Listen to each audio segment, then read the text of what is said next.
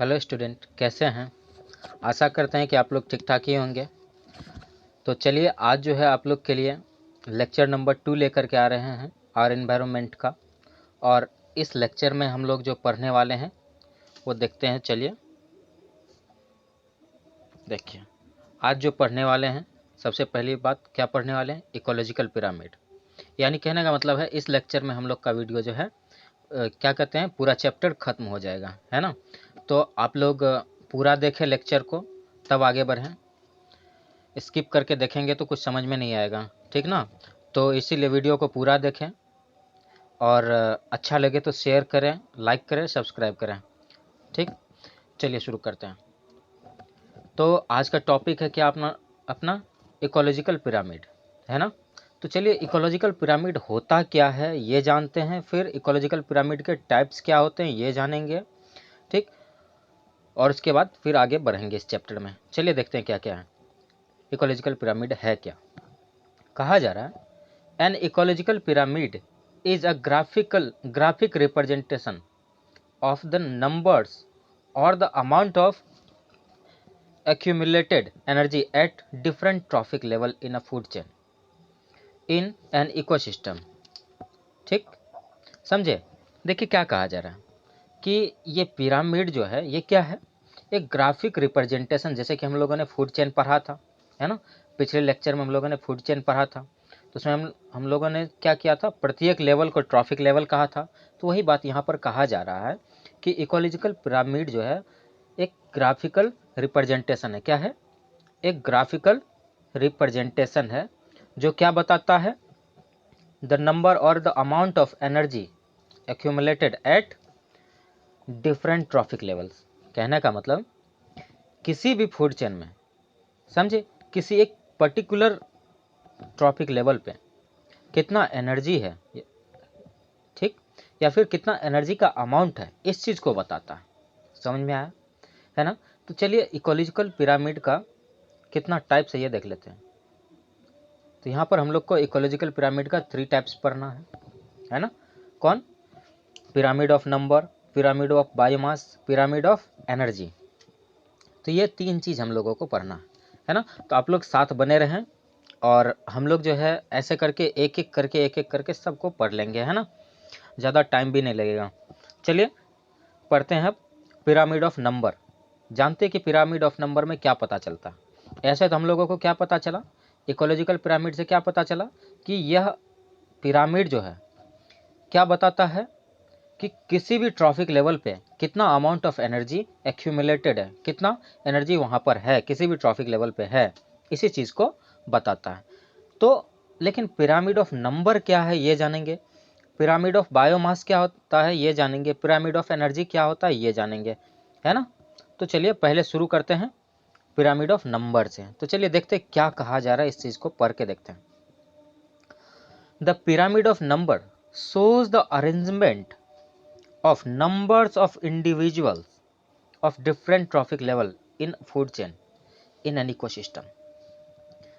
देखिए क्या कहा जा रहा, इस चीज़ को समझेंगे मेरे साथ, आप लोग समझेंगे तब समझ में आएगा। ऐसे देखते रहेंगे मतलब मेंटली कहीं और रहेंगे और फिजिकली यहाँ रहेंगे तो समझ में नहीं आएगा। इसीलिए मेंटली और फिजिकली दोनों साथ लेकर के देखना होगा, है ना, नहीं तो नहीं समझ में आएगा। है तो आसान लेकिन समझ में नहीं आएगा, है ना। तो क्या कहा जा रहा है कि पिरामिड ऑफ नंबर क्या शो करता है, कि एक अरेंजमेंट को शो करता है, कि arrangement of individuals of different trophic level. समझ में आया कि किसी खास ट्रॉफिक लेवल में कितना इंडिविजुअल्स हैं, उस चीज़ को शो करता है। समझ में आया। फॉर एग्जांपल प्रोड्यूसर लेवल की बात करें तो वहाँ पर कितने इंडिविजुअल्स हैं, ढेर सारे हैं। फिर प्रोड्यूसर को खाने वाले कितने हैं, उससे कम है। तो यही चीज़ को बताता है ना। तो इस सब चीज़ का हम लोग फिगर से बढ़िया से समझेंगे, है कि नहीं। तो चलिए आगे बढ़ते हैं। देखिए क्या कहा जा रहा है, it indicates that the number of producer is very large. जो मैंने अभी कहा आपसे वही बात यहाँ पर लिखा हुआ है कि ये क्या कहता है कि देखिए पीछे क्या कहे थे हम लोग, क्या पढ़े थे, पिरामिड ऑफ नंबर, है ना। तो पिरामिड ऑफ नंबर जो है आपको क्या बताता है, कहता है क्या कि number of producers is very large and they form the base of the pyramid. कहने का मतलब पिरामिड ऑफ नंबर में प्रोड्यूसर का नंबर जो होता है लार्ज होता है, वेरी लार्ज क्वांटिटी में होते हैं, है ना। फॉर एग्जाम्पल प्रोड्यूसर किसको कहते हैं बताइए तो? ये प्लांट्स को कहते हैं ना, है कि नहीं? प्लांट्स आपका प्रोड्यूसर हुआ या फिर ऑटोट्रॉफ्स हुआ, है ना। तो यहाँ पर प्लांट का नंबर जो है वो ज़्यादा होता है as compare to the other trophic level and they form the base of the pyramid. और ये जो है क्या फॉर्म करता है? एक पिरामिड का बेस को फॉर्म करता है कि नहीं? समझ में आ रहा? ये पिरामिड का बेस बनाता, समझे कि नहीं? ठीक। अब देखिए क्या कहा जा रहा है, they are eaten by herbivores are fewer in numbers. देखिए ये जो प्रोड्यूसर को कौन खाता है? प्रोड्यूसर को खाने वाला कौन है? हर्बीवोर है। तो हर्बीवोर का नंबर क्या है? प्रोड्यूसर से कम ही होता है कि नहीं? समझ में आ रहा है कि नहीं? And the numbers of carnivore are very very lesser in numbers. और जब बात करें कार्निवोर्स की तो बहुत बहुत कम होंगे, है कि नहीं? समझ में आया? फॉर एग्जाम्पल यहाँ पर देखिए मैंने आप लोग के लिए बढ़िया सा एक डायग्राम तैयार किया है इंक्रीजिंग ऑर्डर में। देखिए देखिए पहले यहाँ पर देखिए ग्रास क्या है, बहुत ज़्यादा नंबर में होता है कि नहीं? फिर उसके बाद इंसेक्ट, उससे भी कम नंबर, फिर फ्रॉग उससे कम नंबर, फिर स्नेक उससे कम नंबर, और हॉक या ईगल इससे भी कम नंबर में होता। ये आपको शायद समझ में नहीं आया होगा, तो लीजिए मैं फिर से बताता हूँ। देखिए अगर ग्रास की बात करें तो grass is a producer, sorry मैंने ये बताया इंक्रीजिंग ऑर्डर, ये डिक्रीजिंग ऑर्डर के फॉर्म में है कि नहीं? डिसेंडिंग जिसको कहते हैं, है ना। तो देखिए जैसे जैसे हम ट्रॉफिक लेवल में आगे बढ़ेंगे तो क्या होगा? नंबर डिक्रीज करता जाएगा। समझ में आ रहा? जैसे जैसे ट्रॉफिक लेवल में हम आगे बढ़ेंगे क्या होगा? नंबर्स ऑफ इंडिविजुअल्स घटते जाएंगे। ग्रास जो है क्या है? बहुत ज़्यादा होता है एज कंपेयर टू इंसेक्ट। अब देखिए इंसेक्ट बहुत ज़्यादा होता है एज कंपेयर टू फ्रॉग, और फ्रॉग बहुत ज़्यादा होता है as compare to snake, and snake is very large, very large नहीं कहेंगे, very large in quantity as compare to hawk और ईगल। समझ में आया? कहने का मतलब ट्रॉफिक लेवल में जितना हम आगे बढ़ते जाएंगे, कहने का मतलब पिरामिड ऑफ नंबर ये बताता है कि आप ट्रॉफिक लेवल जितने आगे जाएंगे क्या होगा कि नंबर ऑफ इंडिविजुअल्स कम होते जाएंगे। ऐसे करके ढेर सारी कहानी पढ़नी है हम लोग को। तो चलिए आगे बढ़ते हैं। ठीक, आगे बढ़ते हैं और देखते क्या क्या है। अब पढ़ना हम लोग को पिरामिड ऑफ बायोमास। तो चलिए इसको शुरू करते हैं। और आप लोग के लिए मैंने बढ़िया सा स्लाइड तैयार करके रखा है, आपको जरूर दिखाएंगे। चलिए आगे बढ़ते हैं। पढ़ना है पिरामिड ऑफ बायोमास। क्या पढ़ना है? Pyramid of biomass. समझ में आया? तो देखिए बायोमास का मतलब क्या हुआ? लिविंग मास, लिविंग थिंग। समझ में आया क्या कहा जा रहा है? देखिए biomass is the living mass of food chain present at any time in an ecosystem. It indicates the decrease in, यहाँ पर that होता, ठीक देखिए, it indicates that decrease in biomass at trophic level from base to apex. यहाँ भी वही बात कहा जा रहा है कि अगर बायोमास के नंबर में ये देखें, बायोमास की नज़रिए से देखें, अभी हम लोगों ने नंबर के नज़रिए से देख रहा था, है कि नहीं? क्वांटिटी के नज़रिए से देख रहा था। तो ये पता चल रहा था हम लोगों को कि जैसे ही जैसे हम ट्रॉफिक लेवल में आगे बढ़ते हैं तो इंडिविजुअल्स के नंबर कम होते जाते हैं। और यहाँ पर जब बात आती है बायोमास की, तो जैसे जैसे हम आगे बढ़ते जाते हैं ट्रॉफिक लेवल में, बायोमास की मात्रा कम होती जाती है कि नहीं? वही बात कहा जा रहा है यहाँ पर। देखिए the biomass of producer that is plant is the greatest. अब प्लांट देखिए, प्लांट की अगर बायोमास की बात करें तो वो क्या होता है? बहुत ज़्यादा होता है ना। और वही बात करें हर्बीवोर की तो क्या होता है? इससे कम होता। फिर उसके बाद क्या करें? फिर अगर कार्निवोर की बात करें तो उससे कम होता बायोमास, है ना। तो चलिए आगे बढ़ते हैं इस चीज़ में। अच्छा चलिए लीजिए आपके लिए फिगर ले आया। पिरामिड ऑफ बायोमास रहा ये। देखिए मास का मतलब क्या होता है आप लोगों ने तो जाना ही होगा। मास मतलब वजन, वेट, है ना। मास मतलब वजन कह देते हैं, वेट तो नहीं कहेंगे, लेकिन आप लोग समझने के लिए वेट ही समझ लीजिए, ठीक। वैसे वेट और मास में अंतर होता है, ठीक। तो देखिए अब बात करें यहाँ पर ग्रास की, तो ये क्या है आपका, प्लांट है या फिर प्रोड्यूसर है ना। तो इसका बायोमास देखिए 1000 किलोग्राम है। और बात करें इसके कंपेयर में चूहों की, तो क्या होता है, रेट की बात करें तो क्या होता है, वो 100 किलोग्राम्स होते हैं। और बात करें स्नेक की तो कितने होते हैं, 10 किलोग्राम्स। और फिर उसके बाद देखिए अब बात करें किसका, ईगल्स या हॉक की, तो वहाँ पर 1 किलोग्राम्स ऑफ बायोमास। समझ में आ रहा। तो जैसे जैसे हम क्या कर रहे हैं कि एपेक्स पे पहुंच रहे हैं, मतलब ग्राउंड लेवल से एपेक्स लेवल पे पहुंच रहे हैं, तो क्या होता है कि बायोमास डिक्रीज करता जाता है।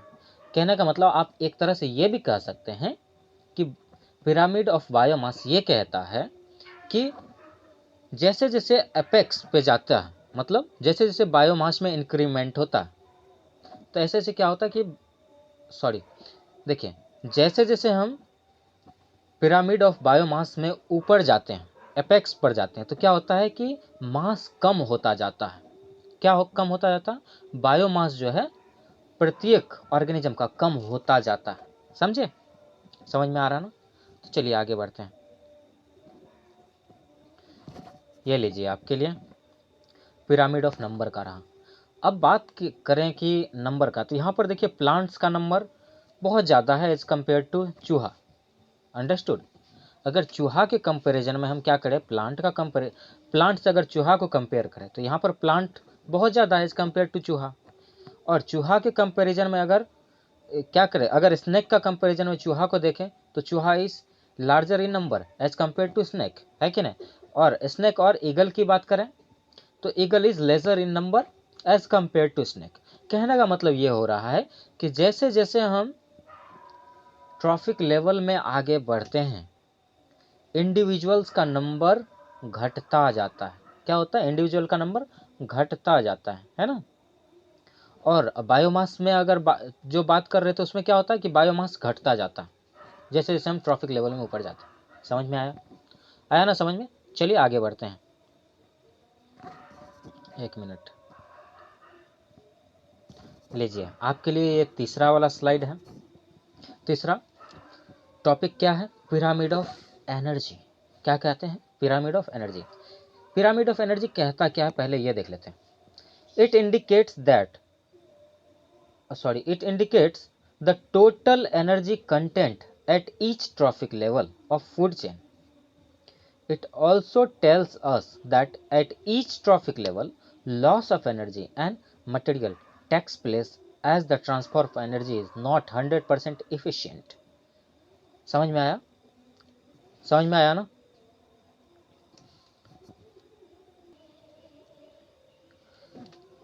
देखिए तो क्या कहा जा रहा है कि at the producer level, that is at the base of pyramid, at the base of pyramid, क्या कहा जा रहा है, at the base of pyramid the total energy available is more than that at the higher trophic level because of loss of energy from one trophic level to the other trophic level.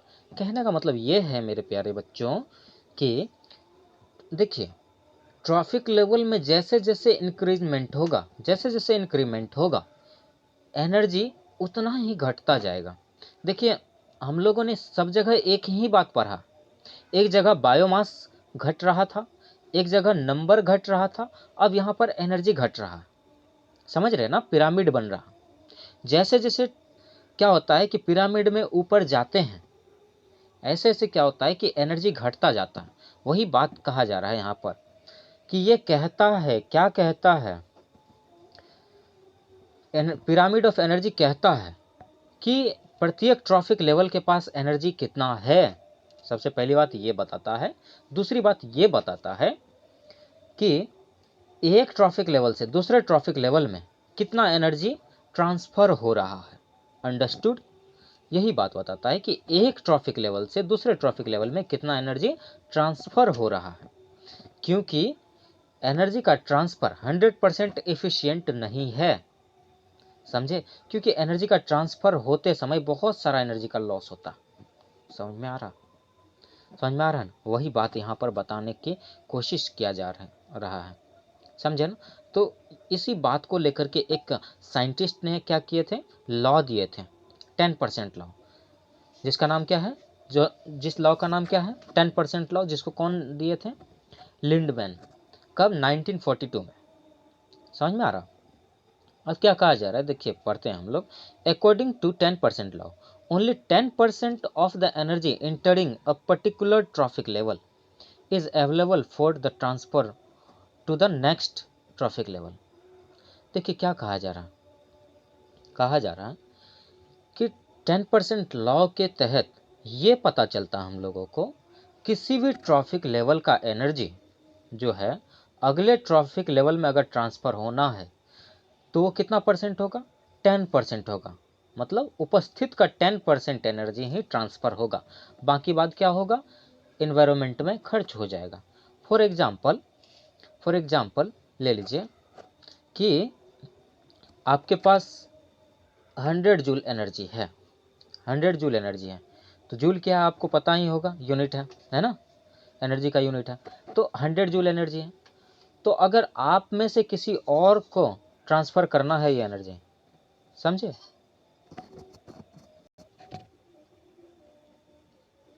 चलिए हमने जो बता रहा था उस चीज़ को आगे बताते हैं। क्या कि जैसे कि आपके पास मान लीजिए 100 जूल एनर्जी है, कितना है, 100 जूल एनर्जी है, वो जो ट्रांसफ़र होगा कितना होगा, अब 100 जूल का मतलब 100 जूल का 10% कीजिए, कितना होगा, 10 जूल होगा।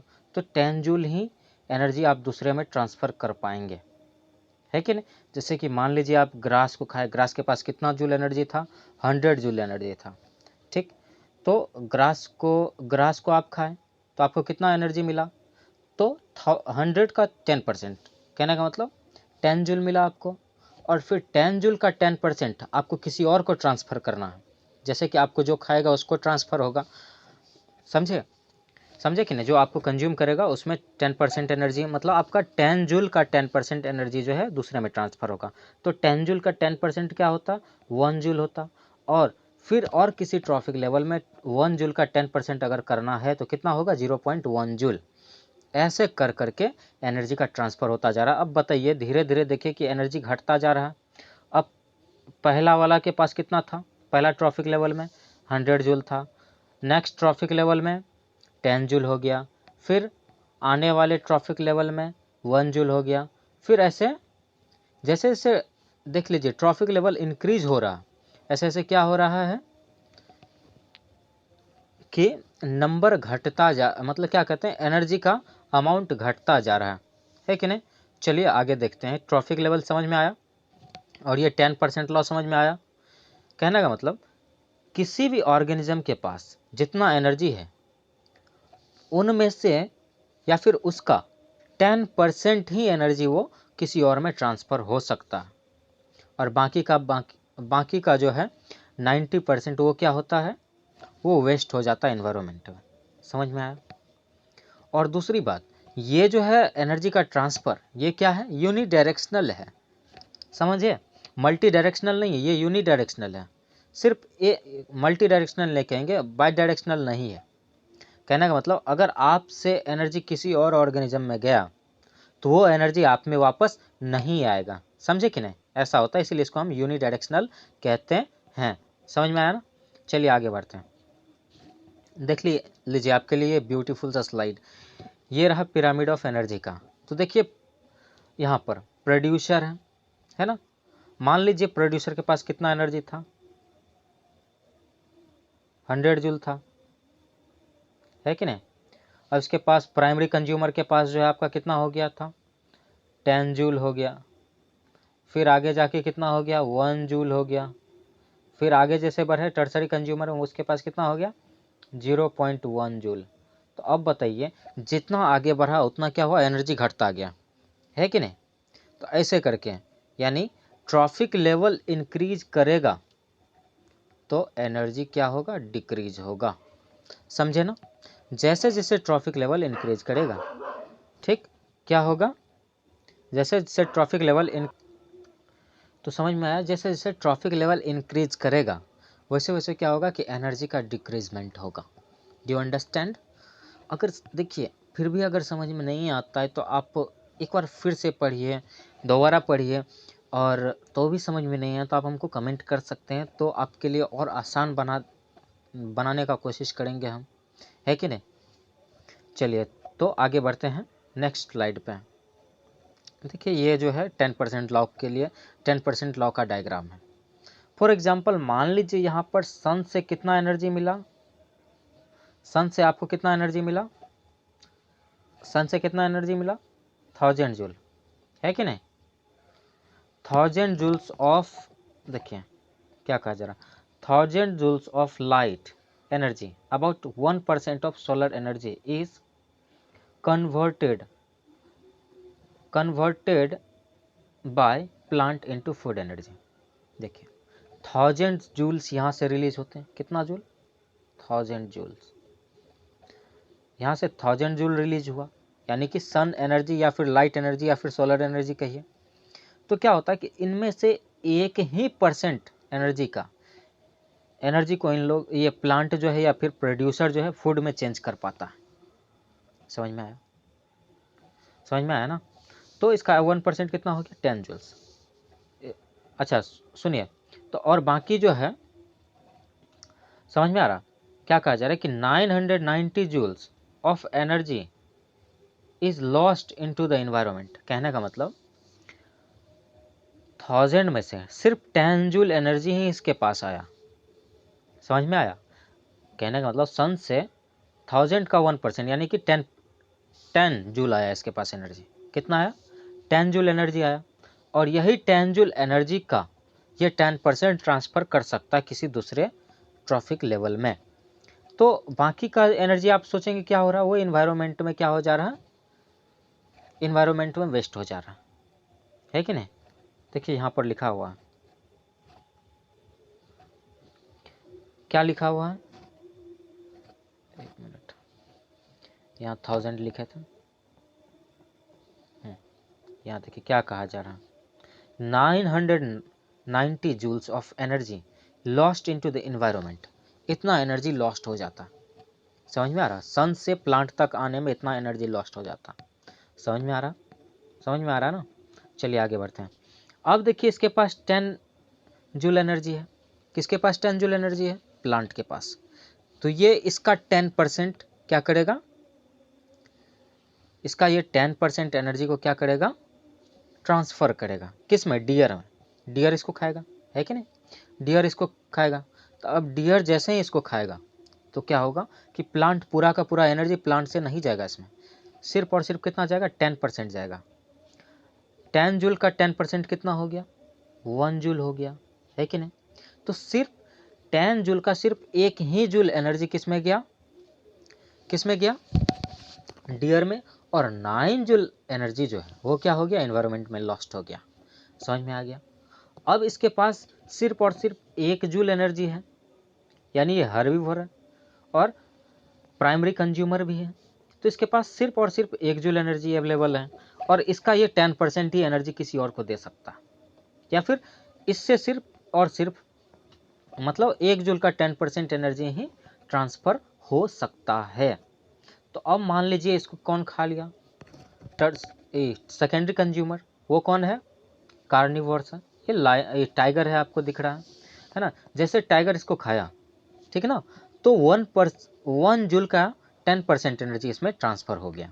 कहने का मतलब 0.01 जूल एनर्जी इसके पास ट्रांसफ़र हो गया, बाकी का 0.9 जूल एनर्जी जो है इन्वायरमेंट में क्या हो गया, वेस्ट हो गया। समझ में आया, मेरे ख्याल से आपको बहुत अच्छा समझ में आया होगा। अगर फिर भी नहीं आया तो कमेंट जरूर कीजिएगा, है कि नहीं।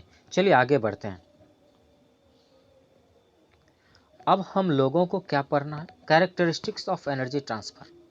ये एनर्जी का ट्रांसफ़र जो होता है ये कैसे होता है, इसका कैरेक्टरिस्टिक्स पढ़ना, समझे। तो चलिए आगे बढ़ते हैं, क्या क्या है वो देख लेते हैं। क्या कहा जा रहा है, the flow of energy is unidirectional. मैंने आपको पहले ही कहा था एनर्जी का फ्लो क्या है, यूनिडायरेक्शनल है। क्या है, यूनिडायरेक्शनल, एक ही दिशा में होती है। द एनर्जी दैट इज, इसका मतलब यूनिडायरेक्शनल का मतलब यहाँ दूसरा लाइन में कहा जा रहा, the energy that is captured by the autotroph, that is producer, does not reverse back to the sun, and the energy which passes to the herbivore does not come back to the autotroph।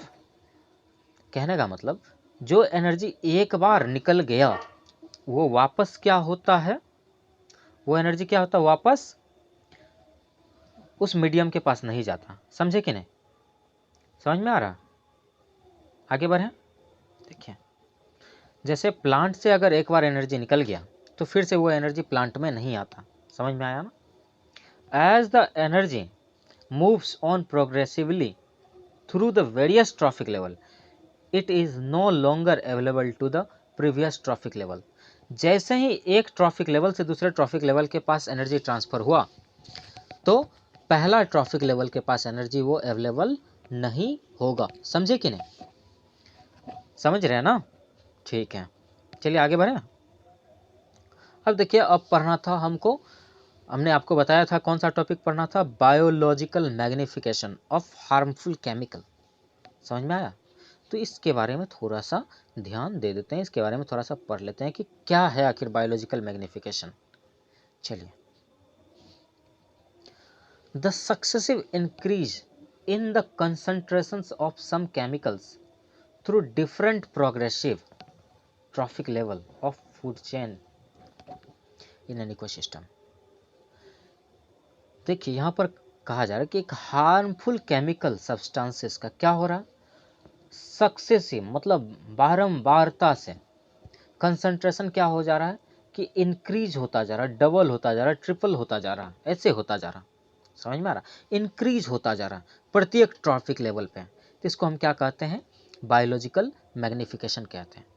मतलब एक trophic level से अगर दूसरे trophic level में जाने के बाद क्या होता है कि ये केमिकल सब्सटेंस जो इसमें था 1% तो इसमें 2% हो गया मान लीजिए, तो यहाँ पर तो डबल हो जा रहा, यहाँ पर तो मैग्नीफाई हो जा रहा है कि नहीं, मैग्नीफाई हो रहा है ना। तो यही बात, इसी बात को यहाँ पर बताया जा रहा है कि नहीं, कि अगर आपसे कोई पूछे कि बताओ बच्चों बायोलॉजिकल मैग्निफिकेशन क्या होता है, तो आप लोग क्या कहोगे कि केमिकल का मात्रा, हार्मफुल केमिकल का मात्रा क्या होता है कि एक ट्रॉफिक लेवल से दूसरे ट्रॉफिक लेवल में क्या होता है, बढ़ता जाता है। इसी को हम क्या कहते हैं, बायोलॉजिकल मैग्निफिकेशन कहते हैं। समझ में आया। फॉर एग्जांपल आप क्या कह दीजिएगा, डीडीटी। डीडीटी का फुल फॉर्म भी मैंने यहाँ पर दे रखा है आप लोग के लिए। क्या होता है, डाइक्लोरो डाइफिनाइल डाइक्लोरो इथेन। तो ये रहा आपका डीडीटी का फुल फॉर्म। ये क्या था, डीडीटी है क्या, एक पेस्टिसाइड्स था which is now band in ban. देखिए जिसको क्या कर दिया गया, अभी बैन कर दिया गया। क्यों बैन कर दिया गया, ये जो था क्या था, ये जो था मतलब ये पेस्टिसाइड जो था ये क्या था, नॉन बायोडिग्रेडेबल था। कहने का मतलब नॉट ब्रोकन डाउन और डिकम्पोज्ड। ये मतलब इसको तोड़ करके मतलब स्मॉलर सब्सटेंस में नहीं बदला जा सकता था डिकम्पोजर के द्वारा, या फिर रिसाइकलेबल नहीं था डिकम्पोजर के द्वारा। समझे ना, इसीलिए इसको हम क्या कहते हैं, नॉन बायोडिग्रेडेबल। तो आगे चल के हम लोग पढ़ेंगे बायोडिग्रेडेबल क्या है, नॉन बायोडिग्रेडेबल क्या है। क्या होता है कि जो डिकम्पोज्ड हो जाए, मतलब जो क्या होता है, डिकम्पोज्ड हो जाए, किसके द्वारा, डिकम्पोजर के द्वारा, उसको हम क्या कहते हैं, उसको हम कहते हैं बायोडिग्रेडेबल। समझे, जो डिकम्पोज ना हो उसको क्या कहते हैं, नॉन बायोडिग्रेडेबल। समझ में आया ना। चलिए आगे बढ़ते हैं। अब देखिए अब यहाँ पर देखिए, यहाँ पर नॉन बायोडिग्रेडेबल केमिकल के आगे पढ़ते हैं। नॉन बायोडिग्रेडेबल केमिकल कहने का मतलब डीडीटी क्या था, एक नॉन बायोडिग्रेडेबल केमिकल था जो क्या होता था, which get accumulate as the food chain goes on and on. मतलब जैसे ही फूड चेन बढ़ता जाता था तो क्या होता था, ये केमिकल एक्यूमुलेट होता जाता था और मल्टीप्लाई होता जाता था। And the chemical get multiplied as it progress on food chain. वही बात यहाँ पर मैंने कही है आपसे कि जैसे जैसे फूड चेन प्रोग्रेस में रहेगा वैसे वैसे इसका क्या होगा, कि मल्टीप्लिकेशन भी प्रोग्रेस में रहेगा। किसका मल्टीप्लिकेशन प्रोग्रेस में रहेगा? यह है DDT का मल्टीप्लिकेशन। समझ में आ रहा? आगे बढ़े। So the amount of chemical increase as the chain progress. जैसे जैसे फूड चेन प्रोग्रेस करेगा तो इसका अमाउंट क्या होगा? बढ़ता जाएगा। And the top consumer will get the lesser energy and the higher toxic chemical deposition. कहने का मतलब यहाँ पर हमने आपको दिखाया था, चलिए एक बार पीछे चलते हैं। यहाँ देख लीजिए, इसको एनर्जी तो कम मिल रहा है, लेकिन क्या होगा? अगर बात करें केमिकल सब्सटेंस की, तो इसके पास केमिकल का, हार्मफुल केमिकल का डिपोजिशन वो हाईएस्ट अमाउंट में होगा। कैसे होगा? हाईएस्ट अमाउंट में। समझ में आया ना? समझ में आ रहा है ना? तो यही होगा। चलिए फिर से चलते हैं हम लोग अपना ओरिजिनल वाला स्लाइड पे। समझे? तो वही बात यहाँ पर कहा जा रहा। चलिए अब देखिए क्या कहा जा रहा है। There are different ways in which the poisonous chemical enters different food chain at producer level. They are, अब देखिए क्या कहा जा रहा है यहाँ पर। क्या कहा जा रहा कि देयर आर डिफरेंट वेज। कहने का मतलब बहुत सारे तरीका है जिसके जरिए ये केमिकल सब्सटेंस जो है किसी ट्रॉफिक लेवल में, फूड चेन का ट्रॉफिक लेवल में इंटर कर सकता है। चलिए देखते हैं। अब देखिए जैसे कि ग्रास है, ग्रास क्या किया? केमिकल एब्जॉर्ब किया। कहाँ से? From the soil. समझ में आ रहा? कहाँ से केमिकल एब्जॉर्ब किया? सॉइल से। अब इस ग्रास को कौन खाया? कॉ और गॉट खाया। अब यह केमिकल इसमें से अब देखिए ग्रास से केमिकल जो है कॉ और गॉट में ट्रांसफर हो गया। देखिए वही बात यहाँ पर लिखा हुआ, chemical enters the body with food that is grass. अब देखिए केमिकल जो एंटर्स हुआ था सबसे पहले ग्रास में, तो वो कहाँ से हुआ था? सॉइल में। अब ग्रास को खाने वाला कौन है? कंज्यूम करने वाला कौन है? कॉ और गॉट है। तो इसका बॉडी में ये केमिकल कैसे जाएगा? फूड के जरिए। फूड क्या है उसका? ग्रास है, उसके जरिए जाएगा, है कि नहीं? अब मान लीजिए कॉ और गॉट को कौन खाता है? मैन खाता है कि नहीं? तो अब मैन को क्या होता है कि ये केमिकल मिल जाता है। अब देखिए यहाँ पर क्या लिखा हुआ, receive chemicals from milk and और गॉट्स मीट। कहने का मतलब तो मैन कहाँ से ये केमिकल सब्सटेंस पाता है? मिल्क से पाता है या फिर बकरी का मीट से पाता है ना? तो अब बताइए यहाँ पर केमिकल का मात्रा सबसे ज़्यादा किस में होगा? मैन में होगा, ऑब्वियसली आप जानते हैं। लेकिन एनर्जी सबसे ज़्यादा किस में है? वो तो ग्रास में है ना? है ना? और एनर्जी सबसे कम किस में है इस फूड चेन में? वो मैन के पास है। समझ में आया? अब दूसरा वाला पढ़ते हैं। ए तो हम लोग समझ गए, अब बी के पास चलते हैं। बी में देखिए क्या कहा जा रहा। एक अलगे है, अलगी है, कहाँ पर है? पॉन्ड में। ये क्या केमिकल रिसीव कहाँ से कर रहा? वाटर से। अब फिर फिश है वाटर में, वो क्या कर रहा है कि अलगे को खा रहा है। किसको खा रहा है? अलगे को। समझ में आ रहा है ना? खा रहा है या खा रही है? समझ रहे हैं ना? ठीक। तो फिश किसको खा रहा है? खा रही है एल्गे को, है ना? तो ये अब बताइए फिश जो है केमिकल कहाँ से पाया? ये केमिकल का डिपोजिशन कहाँ से हुआ फिश में? ये एल्गे से हुआ। समझ में आ रहा? वही बात यहाँ पर लिखा हुआ भी है। उसके बाद मैन खा लेता है इस फिश को, है ना? यह फिश को कौन खा लेता? मैन। अब बताइए मैन में ये यहाँ का मतलब पॉन्ड का भी क्या होता है कि ये केमिकल सब्सटेंस डिपॉजिट हो जाता है ना? तो अब यहाँ पर देख लीजिए कि कैसे कैसे करके ये मैग्नीफाई होता जाता है। इस चीज़ पे ध्यान देते हैं। देखिए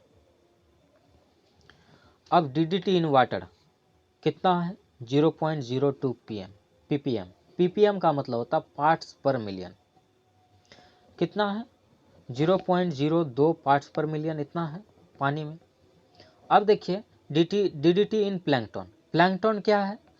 एक माइक्रोस्कोपिक प्लांट है, वाटर में होता है। समझे? समझ में आ रहा ना? तो ये अब बताइए, ये जैसे ही ये वाटर एब्जॉर्ब किया, ये प्लांट, ये माइक्रोस्कोपिक प्लांट जिसका नाम है प्लैंकटन, तो इसमें कितना हो गया इसका नंबर? मैग्नीफाई होकर 0.02 से 5 ppm हो गया। सोचिए कितना ज़्यादा नंबर में बढ़ता जा रहा है कि नहीं। अब देखिए फिर DDT का नंबर फिश में कितना हो जा रहा है, जो कि ये प्लैंकटन को खाता है, कितना हो जा रहा है 240 ppm, कितना तेजी से इंक्रीज कर रहा है। अब देखिए DDT in fish eating birds या फिर एनिमल्स या ह्यूमन, उसमें देखिए क्या होता है 1600 ppm। सोचिए कितना ज़्यादा नंबर से इंक्रीज कर रहा। ये सोचने वाली बात है, इसीलिए हमारे गवर्नमेंट ने क्या कर दी, बैन कर दी। और आज हम लोग का जो लाइफ स्पेन इतना छोटा है वो इसके वजह से भी हो सकता है ना। चलिए आगे बढ़ते हैं हम लोग। अब देखिए क्लासिफिकेशन ऑफ वेस्ट मटेरियल्स। अब वेस्ट मटेरियल को दो भाग में हम मेनली बांटते हैं। चलिए क्लासीफाई करते हैं। एक बायोडिग्रेडेबल होता है, एक क्या होता है नॉन बायोडिग्रेडेबल होता है। अब बायोडिग्रेडेबल क्या है और नॉन बायोडिग्रेडेबल क्या है, इस चीज़ पे ध्यान दे दे एक बार। बायोडिग्रेडेबल क्या है, an organic waste which is broken down into simple organic and inorganic compound by the action of decomposer are called biodegradable waste. एक ऐसा वेस्ट जिसपे क्या हो कि मतलब जिसको कि डिकम्पोजर यानी कि माइक्रो ऑर्गेनिज्म उसको तोड़ दे, तोड़ के सिंपल में चेंज कर दे, सिंपल ऑर्गेनिक वेस्ट में चेंज कर दे। समझे, सिंपल ऑर्गेनिक में क्या कहा जा रहा है, सिंपल ऑर्गेनिक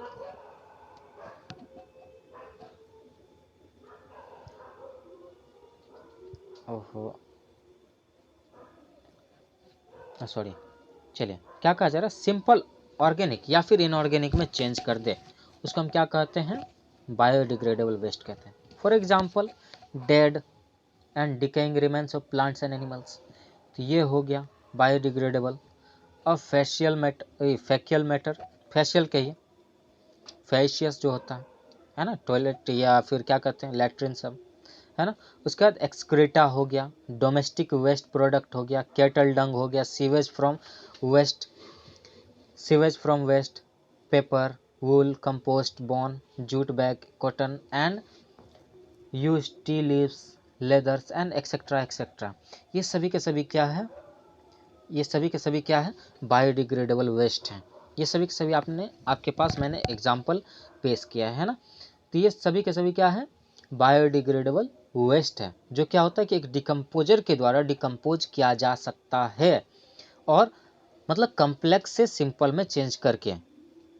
समझ में आ रहा, चलिए आगे बढ़ते हैं। अब बात आती है नॉन बायोडिग्रेडेबल की, समझ में आ रहा। अब देखिए बात आ रही है नॉन बायोडिग्रेडेबल की।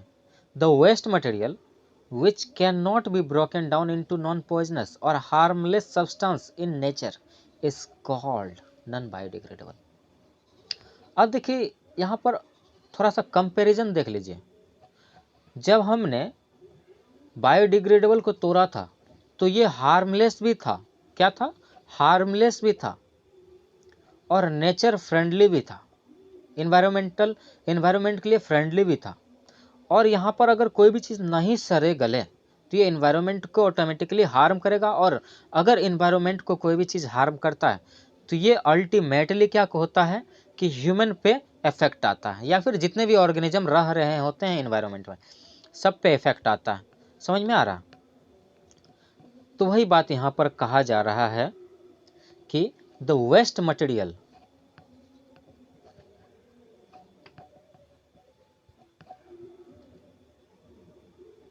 देखिए क्या कहा जा रहा है, the waste material which cannot be broken down into non-poisonous or harmless substances in nature is called non-biodegradable।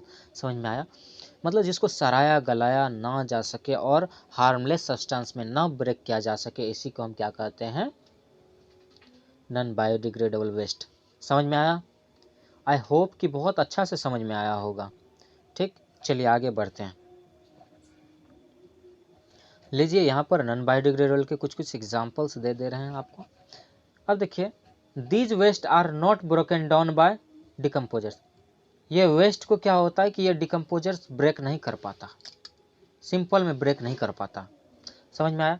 अब देखिए क्या कहा जा रहा है, एग्जाम्पल में क्या क्या आता, plastic, crockery, glass articles, ball pen refills, metallic cans, polythene bags, synthetic fibre or the waste from domestic uses.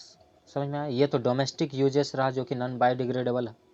और दूसरी बात DDT जो कि फार्म यूज है। समझ में आया? DDT का फुल फॉर्म क्या होता है? डाइक्लोरो डाइफेनल डाइक्लोरोइथेन, है ना। और दूसरा क्या है इसमें? एल्ड्रीन है और क्या है? मालाथियोन है ना। आर द पेस्टिसाइड्स और द एग्रीकल्चरल वेस्ट। ये एग्रीकल्चरल वेस्ट हुआ, ये हाउस होल्ड वेस्ट था। और दूसरी बात देखिए, ये इंडस्ट्री का वेस्ट क्या क्या है? Heavy metals like lead, arsenic, cadmium, mercury and radioactive waste are the industrial waste. ये सभी के सभी क्या है? इंडस्ट्री का वेस्ट है। समझ में आया आपको? समझ में आया ना।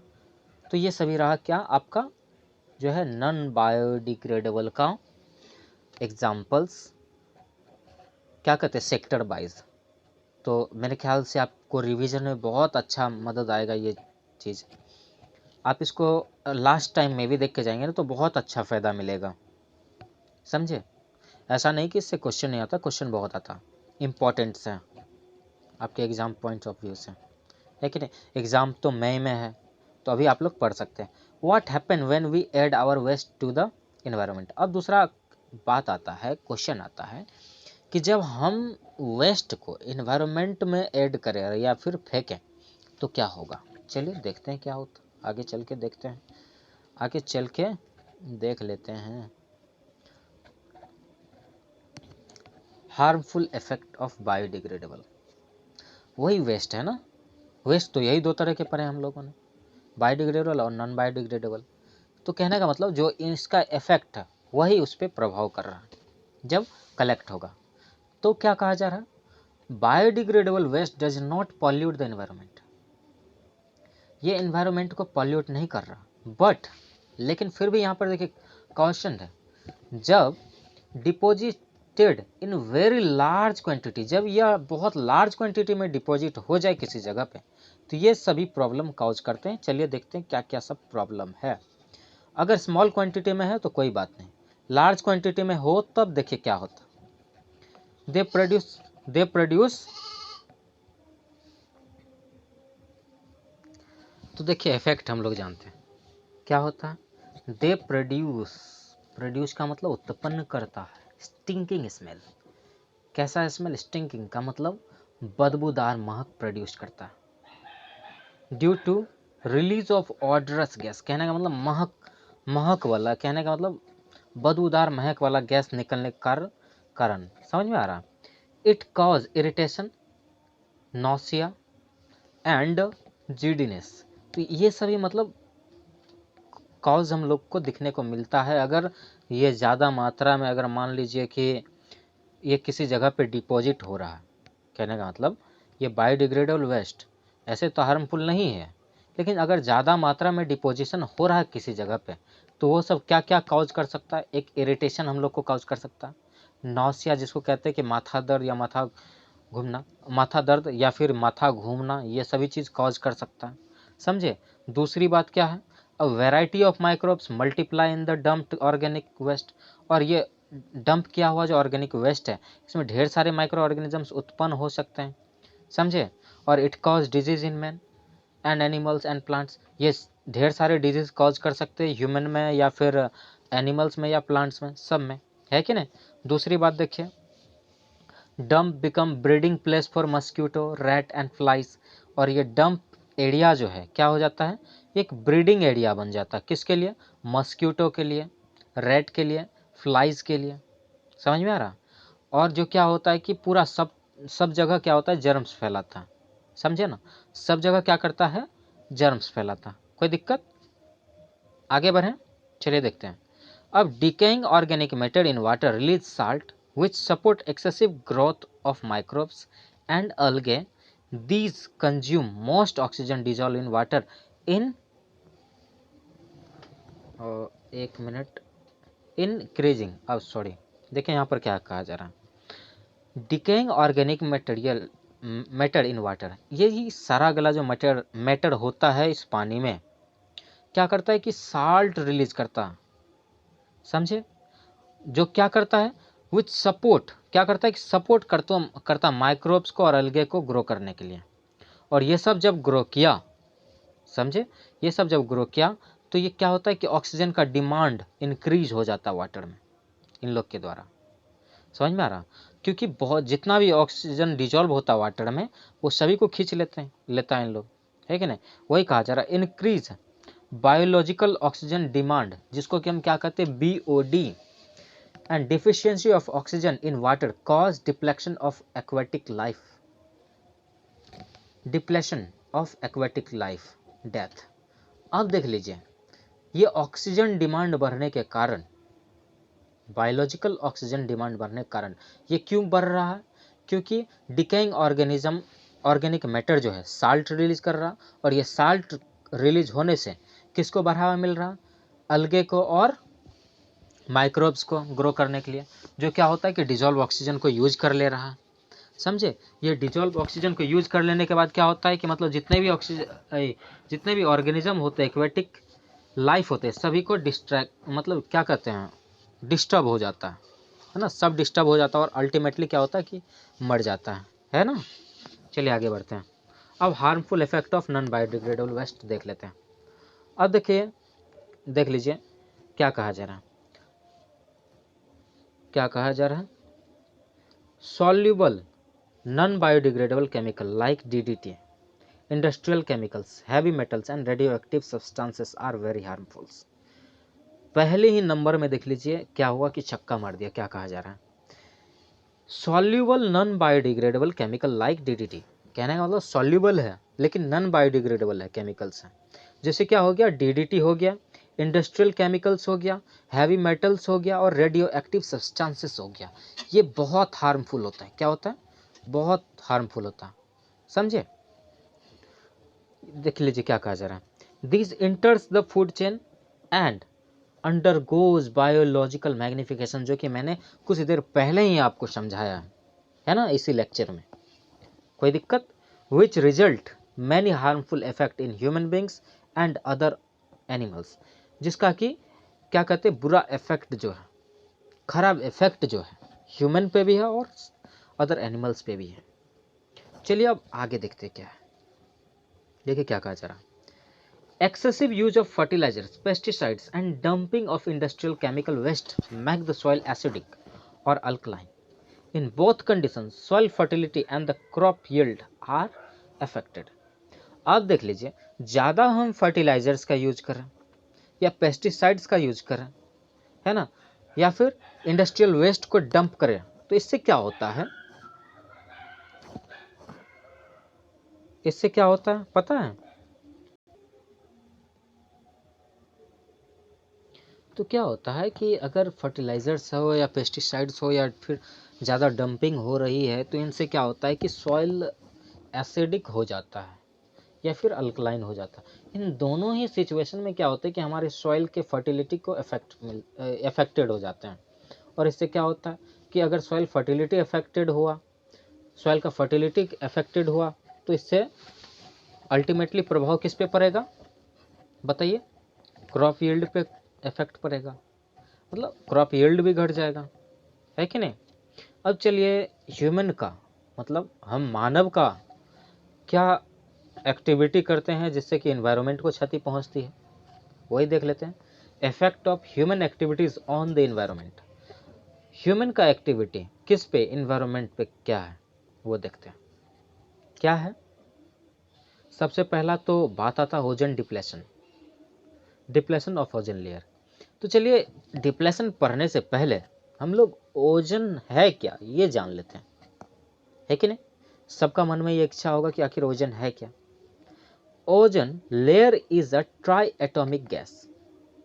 ओजोन लेयर क्या है? एक ट्राई एटॉमिक गैस है।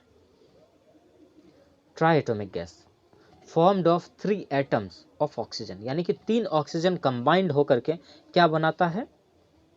एक ओजोन बनाता है ना, which is present at the height of 15 to 16 kilometers in the upper atmosphere, जो कहाँ प्रेजेंट होता?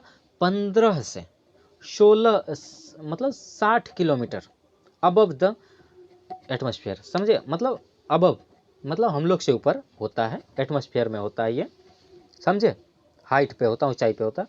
It is very poisonous. अगर ये ग्राउंड लेवल की बात की जाए तो ये ग्राउंड लेवल के लिए बहुत ही पॉइजनस है ओजोन गैस। और यही जो है अल्टीट्यूड पे, समझे, ये अल्टीट्यूड पे जो है क्या होता है, बहुत ही लाभदायक साबित हो जा रहा है कि नहीं। But at higher levels in the atmosphere it is very important for the existence of life on earth.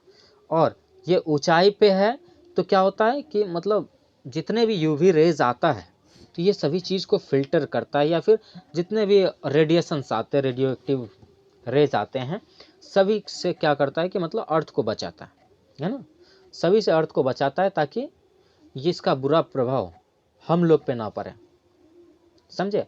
और हम लोग क्या है कि ओजन हम लोग को बचाना चाह रहा है, और हम लोग क्या कर रहे हैं, ओजन को डिस्ट्रॉय करना चाह रहे हैं। तो चलिए डिप्लेशन होता है क्या, ये देखेंगे। आप बताइए कि ओजन क्या होता है, ये तो आप लोगों ने जान लिया ना। ओजन एक ट्राई एटॉमिक गैस है जो कि लगभग 15 to 16 kilometres above the sky में होता है ना। ये ग्राउंड लेवल पे पॉइजनस होता है, लेकिन हायर लेवल की बात करें तो इंपॉर्टेंट होता है, क्योंकि यूवी रेस से बचाता है। समझ में आया। चलिए आगे बढ़ते हैं। अब देखिए क्या कहा जा रहा है, it absorb the UV rays of the sun, वही बात जो मैंने कही, साफ साफ यहाँ पर लिखा हुआ। उसके बाद the UV rays have very harmful effect on plants and animals, इसका बहुत सारा हार्मफुल इफेक्ट है एनिमल्स पे, प्लांट पे। For example skin cancer in animals यानी ह्यूमन, कैटरेक्ट, समझे, जिसको मोतियाबिंद बिन कहते हैं, है ना, in human, and our immune system, और हम लोग का इम्यून सिस्टम को भी इफेक्ट कर रहा। एंड लीफ कलर्ड, डिसकलर, और लीफ का जो क्या होता है कि डिसकलर हो जाना, या फिर फ्रूट का डिसकलर हो जाना, ये सभी किसका इफेक्ट है, ये यूवी रेज का ही इफेक्ट है। देखिए यूवी रेज का सिर्फ बुरा इफेक्ट ही नहीं होता, मतलब कुछ अच्छा भी इफेक्ट होता, लेकिन हम लोग को यहाँ पर जो है साइड इफेक्ट नहीं पड़ना था, इसीलिए हम लोगों ने ये सब चीज़ देखा। समझ में आ रहा। अब देखिए काउज क्या है डिप्लेशन का। The depletion of ozone layer is due to the use of depleting ODS like CFCs, CFCs समझ में रहे ना, क्लोरोफ्लोरोकार्बन्स एंड अदर हेलोन्स। समझ में आ रहा। These chemicals are used in refrigerators. कहने का मतलब ओजोन लेयर डिफ्लेक्ट, मतलब डिप्लेशन, ओजोन लेयर का डिप्लेशन क्या हो रहा है, क्या कारण है, सबसे पहला CFCs, दूसरी बात हेलोन्स। और ये सभी केमिकल्स क्या चीज़ में यूज होते हैं, रेफ्रिजरेटर में, फायर एक्सटिंग्विशर में, एरोसोल्स में, which when release makes the ozone layer thinner and destroyed। और जब ये क्या होता है कि इन्वायरमेंट में रिलीज होता है तो क्या होता है कि हमारा एटमॉस्फेयर के तक पहुंचता है, और क्या होता है कि ये ओजन को पतला बनाता है, और साथ ही साथ क्या करता है कि उसको डिस्ट्रॉय कर देता है। समझ में आ रहा। चलिए आगे देखते हैं। देख लीजिए यहाँ आपका ये नतीजा रखा हुआ है यहाँ पर, समझे, देख लेते पीछे कुछ छूटा तो नहीं छूटा। चलिए ये देखिए नतीजा, ये था नॉर्मल लिफाफ का, लेकिन देख लीजिए यूवी रेज के कारण क्या हो गया, क्या हो गया यूवी रेज के कारण, दिख रहा है ना नतीजा, देख लीजिए क्या हो रहा। कितना अच्छा हेल्दी लीफ था, है ना, लेकिन यहाँ पर क्या हो गया, समझे। तो ये सब ही इफेक्ट है। तो इसलिए हम लोगों को ज़्यादा से ज़्यादा कोशिश करना चाहिए किसको बचाने का, एनवायरनमेंट को, मतलब क्या कहते हैं, ओजन को भी बचाने की। हम लोग एनवायरनमेंट को बचाने का कोशिश करेंगे तो हमारा क्या होगा कि ये जो है ओजन खुद ब खुद बच जाएगा, है ना। तो इसलिए सब चीज़ समझ के करें, समझे। इफेक्ट देख लीजिए, ये फ्रूट में भी डिस्कलरेशन हो रहा है, ये था आपका हेल्दी फ्रूट, यहाँ पर देखिए क्या डिस्कलरेशन हो रहा है कि नहीं। तो ये सभी इफेक्ट है यूवी रेज का, किसका है, यूवी रेज का। और फिर ह्यूमन का स्किन पे देख लीजिए ये जो हो रहा है ना, ये सभी क्या है, यूवी रेज का इफेक्ट है। चलिए आगे बढ़ते हैं। अब देखिए मेजर्स, क्या क्या तरीका अपना सकते हैं इसको बचाने के लिए, देखते हैं। Efforts are being carried out at international level to protect ozone layer and maintain it at least at the level it has reached if we can not restore it. अब देख लीजिए यहाँ पर इस लाइन में जो कहा जा रहा है इसको समझिए। कहा जा रहा है कि एक इंटरनेशनल स्टेप उठाया गया कि ओजोन लेयर को बचाने के लिए। उसमें कहा गया कि मतलब अगर ओजोन लेयर मतलब जितना डिफ्लेक्ट हो गया, मतलब जितना खत्म हो चुका है, उसको तो हम वापस नहीं ला सकते हैं, मेंटेन नहीं कर सकते वापस। अगर वो नहीं कर सकते हैं तो जिस स्थान पे है अभी, जिस नतीजे पे है, इस नतीजा को मेंटेन करके इसको और आगे नहीं बढ़ने देना है। इसके लिए उन लोगों ने कुछ कदम उठाए। समझ में आ रहा? इसके लिए उन्होंने कुछ कदम उठाए और क्या कहें ये देखते हैं। चलिए अब देखिए क्या कहा जा रहा है। Montreal protocol was prepared by the UNEP, कहने का मतलब यूनाइटेड नेशंस एनवायरमेंट प्रोग्राम, इन 1987 इसको प्रिपेयर किया गया। इसमें देखिए क्या कहा गया। ये क्या था? An agreement to reach among the industrial nation to limit the use and production of the CFCs to half the level of 1986। अब क्या हुआ कि इसमें इंटरनेशनल सभी इंडस्ट्रियलाइज कंट्रीज जो है जुड़े, और उसमें क्या कहा गया था? टू लिमिट, क्या कहा गया था? लिमिट करने के लिए, कहने का मतलब कम यूज करने के लिए CFCs का, या फिर कम प्रोडक्शन करने का, मतलब कहने का मतलब कम से कम मैन्युफैक्चर करे और कम से कम यूज करे किसका? CFCs सबका, है ना। मतलब 1996 में जितना यूज कर रहे थे उससे आधा कर दें, समझे? मतलब 97 में जितना था उससे आधा कर दें। समझ में आ रहा? इन 1989 Helsinki declaration was carried out. In this agreement most nation placed two phase out CFCs and halons by 2000। Since then production and use of ozone depleting substance have been stopped. अब देखिए इस चीज को हम लोग समझते क्या कहा जा रहा है कि हेलसिंकी के द्वारा ये कहा गया था। क्या कहा गया था? कि आज के बाद हम लोग क्या करते हैं कि इस चीज का, किस चीज का, ये हेलेंस हो या फिर CFCs हो, इस चीज का यूज और प्रोडक्शन इतना कम कर दे, मतलब कम ही कर दें। और धीरे धीरे क्या गया, मतलब इन लोग यूज भी कम करता गया और प्रोडक्शन भी कम करता गया, और फाइनली लगभग स्टॉप्ड कर दिया गया। सोचिए, समझे? अब देखिए इन refrigerator industry now HFC and HCFC ये सभी का यूज हो रहा है CFCs के और हेलोन्स के जगह पे। अब देखिए HFC क्या है? Hydrofluorocarbons and hydrochlorofluorocarbons are used in place of CFCs। ये जो है लेस हार्मफुल है हमारे किसके लिए, ये क्या कहते हैं, ये जो है CFC जितना हार्मफुल नहीं है हमारे ओजोन के लिए। समझे कि नहीं? समझ में आ रहा है ना? ये हार्मफुल नहीं है, इसीलिए इसका यूज किया गया। चलिए अब मैनेजिंग द गार्बेजेस, ये लास्ट टॉपिक है हम लोग का। इसके साथ हम लोग क्या करेंगे, चैप्टर खत्म। चलिए अभी है 3-4 स्लाइड आपके लिए। Some important method of waste disposals are open dumping, landfilling, composting, incineration and क्या कहा जा रहा है, रिसाइकलिंग एंड रीयूज। तो ये सभी आपके गार्बेज मैनेजिंग के मेथड्स समझ में आ रहा। सबसे पहला हम लोग पढ़ेंगे ओपन डंपिंग क्या होता है। In this method solid waste such as garbage, kitchen waste etcetera are simply dumped in a selected areas of town. इसको क्या करते हैं, ये जितने भी डंप होते, मतलब जितने भी वेस्ट होते हैं, इसको क्या करते हैं कि गांव के, मतलब क्या कहते हैं, सिटी सब में आप देखते होंगे कोई एरिया को मतलब सेलेक्ट कर दिया जाता है, उसी एरिया पर सभी पूरा शहर का जो है, पूरा शहर का मतलब गार्बेज को उस जगह इकट्ठा किया जाता है, उसमें आग लगाया जाता है, ऐसे किया जाता है ना। तो वही बात यहाँ पर कही जा रही है, लेकिन ओपन एरिया में किया जाता है ये सब चीज़। लेकिन इसका डिसएडवांटेजेस है, समझे? ये नेचर को पॉल्यूट करता है। समझ में आ रहा है? ये नेचर को पॉल्यूट कर रहा, समझे कि नहीं? चलिए आगे देखते हैं। अब दूसरा है हम लोग का क्या, लैंड फिलिंग। क्या है लैंड फिलिंग? लैंड फिलिंग का मतलब होता है, मान लीजिए पहले गड्ढा कर देते हैं फिर उसको भरते हैं। In this method waste is dumped at a low lying areas. समझे, एक एरिया जो कि गड्ढा है पहले से, वैसा एरिया हम क्या करते हैं, ये वेस्ट सबको जाकर के डंप करते हैं ताकि वो लेवल में आ जाए। समझे, and is compacted by rolling with bulldozers, the waste is then covered by a layer of soil. तो फिर इसको क्या किया जाता है कि जैसे कि ये मतलब लेवल में आ गया तो इसके ऊपर बुलडोजर चलाया जाता है। समझे, ताकि आप वो देखे होंगे रोड रोलर जिसको कहते हैं, उसी टाइप में से होता है। समझे, वही है। तो उस पर ये चला दिया जाता ताकि क्या हो, ये कंपैक्ट हो जाए। समझे, और इसके ऊपर से क्या होता है कि मिट्टी का कवर कर दिया जाता है। समझ में आ रहा।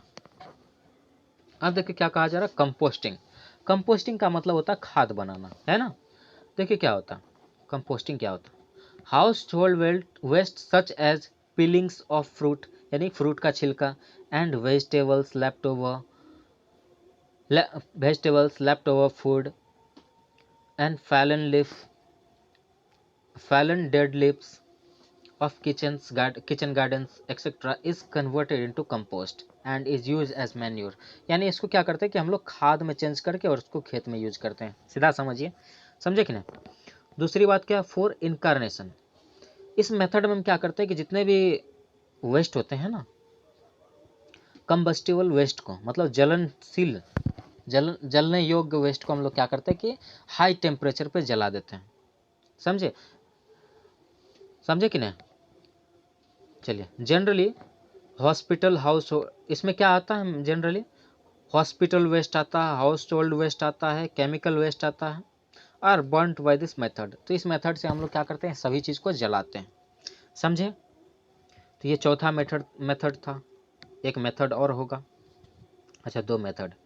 चलिए अब देखिए, अब रिसाइकलिंग है। In this method solid waste is broken down into its constituent materials. इसमें क्या होता है कि सॉलिड मटेरियल्स को उसको कंस्टिट्यूएंट मटेरियल्स में चेंज कर दिया जाता है, और this materials are then use again to make a new items. और फिर इसी को क्या किया जाता है कि एक नया मतलब नए चीज़ में तब्दील कर दिया जाता है, जिसको कि हम लोग क्या करते हैं, यूज करते फिर से। समझे, तो ये रिसाइकल हो गया। समझे ना। फॉर एग्जाम्पल प्लास्टिक को हम लोग रिसाइकल करते हैं, ग्लास को भी रिसाइकल करते हैं, मेटल को भी रिसाइकल करते हैं, और एक्सेट्रा एक्सेट्रा ढेर सारा चीज़ है ऐसे। अब रीयूज का मतलब क्या होता है, एक चीज़ को बार बार यूज करना, यही है ना। रीयूज का मतलब देखिए क्या होता है, it is the practice of using an item, समझे, again and again after proper cleaning and repair. समझ में आया। एक आइटम्स को क्या होता है कि एक बार यूज करते हैं फिर अगेन यूज करते हैं, ऐसे करके साफ सुथरा करके, है ना। फॉर एग्जांपल प्लास्टिक बैग्स, है ना, क्या है, प्लास्टिक बैग हो गया, कंटेनर्स हो गया, कोल्ड ड्रिंक्स हो गया, मतलब कंटेनर कोल्ड ड्रिंक का हो गया, मिल्क बॉटल्स हो गया, एंड पेपर हो गया, can be use time and again to carry and storage of household article. समझे, तो ऐसे करके हम लोग क्या करते हैं कि यूज करते हैं, रीयूज करते हैं। समझ में आ रहा। तो आज अपना लेक्चर यहीं पे ख़त्म हो रहा और यहाँ पर आया। Thanks for watching, see you again. तब तक के लिए ऑल द बेस्ट, पढ़ते रहिए। Thank you.